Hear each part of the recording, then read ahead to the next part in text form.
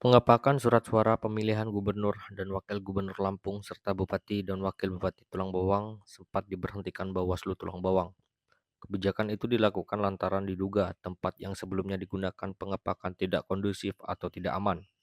Oleh sebab itu, Bawaslu Tulang Bawang meminta untuk pengepakan surat suara dipindahkan ke kantor KPU Tulang Bawang. Hal tersebut dibenarkan oleh Ketua Bawaslu Tulang Bawang, Inda Piska, saat dikonfirmasi pada Senin 18 November 2024. Kami sudah meminta dan pengepakan surat suara juga sudah dipindahkan ke kantor KPU Tulang Bawang.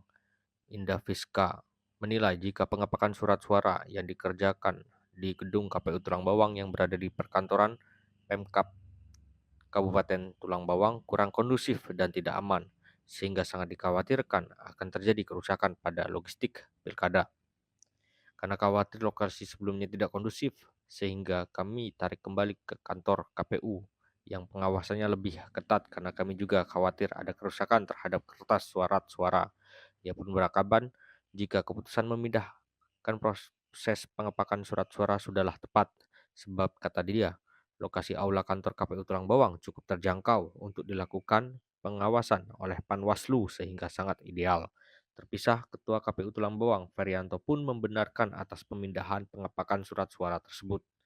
Atas permintaan Bawaslu, pengepakan surat suara kami pindahkan ke kantor KPU Tulang Bawang.